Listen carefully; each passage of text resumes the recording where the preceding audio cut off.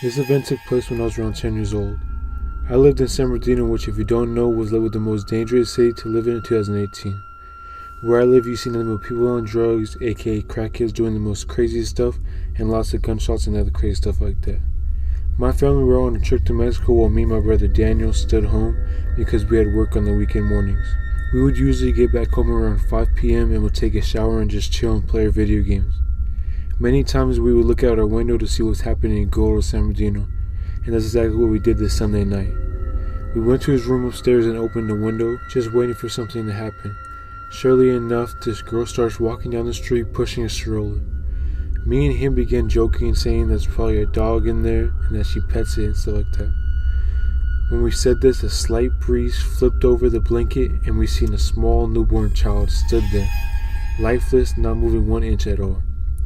We looked at each other in shock as we seen the girl look up at us and push her stroller with all the force she could into oncoming traffic. Me and my brother quickly dashed to the front door, making sure to close all the doors behind us and turning off all the lights in the process.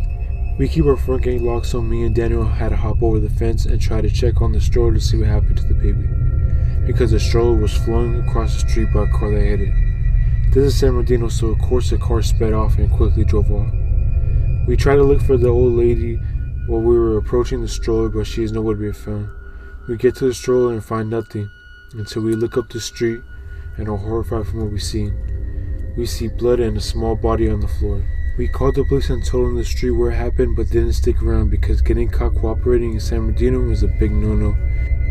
This may sound stupid when there was a baby's life involved, but the baby was lifeless and appeared to be dead for months, as the skin on the baby arm was a dark purple color and flesh was rotting off the baby. After calling the police, me and my brother quickly ran home panicking. As we soon approach our house, we look up and are frozen in place from what we see. The front door is wide open, as well as a gate that you need the key to unlock. At this moment, we look up to see a shadow figure dash across my brother's room, with his light being the only light in the house, even though when we ran out, we made sure to turn off all the lights. We stood there in fear until distant police sirens quickly snapped us back into reality. We closed the gate and half-ass locked it and ran our ass inside, locking all the doors in the process. We turned on all the lights and proceed to check all the rooms one by one. Me with my grandma's knife I always carry after she passed away, and my brother Daniel with his Glock 19. We slowly approach each of the rooms one by one until we get to his room, where we find all his closets are open and all the lights and fan in his room are turned on. To be continued.